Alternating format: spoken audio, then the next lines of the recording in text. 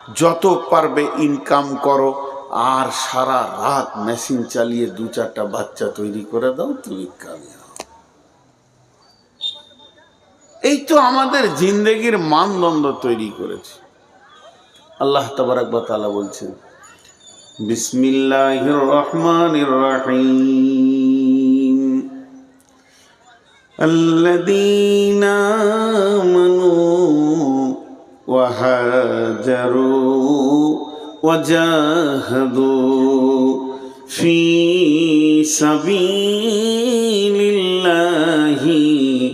বিআমওয়ালিহিম ওয়া আনফুসিহিম।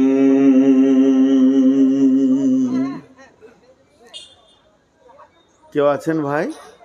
এই দুটো ছেলেকে 2 থাপ্পড় দিয়ে আসেন তো, প্রচন্ড কানে লাগছে। কেউ থান, আস্তে করে যান, যে বলে আছে আল্লাযীনা আমানু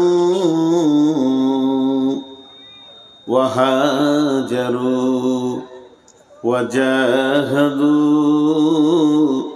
ফি সাবিলিল্লাহি বিআমওয়ালিহিম ওয়া আনফুসিহিম আ'যামু দারাজাতান ইনদাল্লাহ। ওই মহিলা, ওই মহিলা, ওই যাও, এখান থেকে যাও, সামনে থেকে যাও।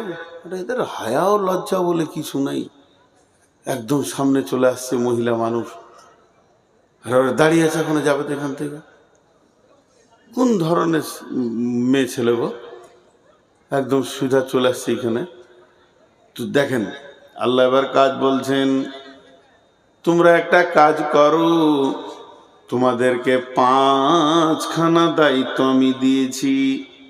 5টা জিনিসকে আল্লাহ তাবারক ওয়া তাআলা কালাম পাকের মধ্যে সূরা তাওবাতে তুলে ধরেছেন। আল্লাযীনা আমানু ওয়া হাজারু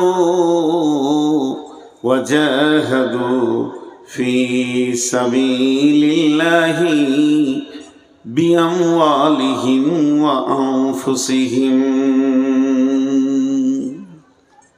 কাজের বদলাটা পরে বলছি। 5টা কাজ দিয়েছে। ছোট্ট একটা উদাহরণ দিব, উদাহরণ দেওয়ার পর আয়াতের তর্জমাতে যাব। উদাহরণটা হচ্ছে, বাপের পেশার ওপরে ছেলেরা আগ্রহী হয়ে কাজে নামে। কথাটা বুঝতে পেরেছেন কিনা? বাপের কাজের যে পেশা, তার উপরে ছেলেরা আগ্রহী হয়ে কাজে নামে। সেটা কেমন? মাঠে আগে আমরা নিজেরা নিয়ে গেছি আব্বার জন্যে, ভাইয়ের জন্যে টিফিন খাবার, মাঠে নিয়ে যেতাম, চাষ হতো। তো মাঠেও নিয়ে গেছে খাবার, বাপ ভাই উঠে এসে এক জায়গায় খেতে বসেছে, টিফিনটা এসে হাত ধুয়ে খায়। তখন ওই ছেলেটা কি করছে? কোদাল নিয়ে খুঁড়ছে। বাচ্চা ছেলে, ওর দ্বারা কাজ হবে না, কিন্তু খুঁড়ছে। কেন? ও বুঝেছে এটা আমার ভবিষ্যতের কাজ। তেমনি একটা কামারের ছেলে, শিশু, ওর দ্বারা কোনো কাজ হবে না, তারপরও সে হাপড়টাকে ধরে টানবে, জানবে আমার বাপের কাজ আমার কাজ, ও মরলে এই গদিতে আমি বসবো।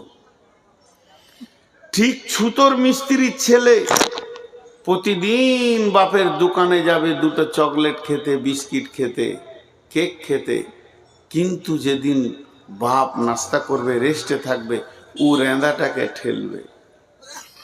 এই কাজ আমার কাজ।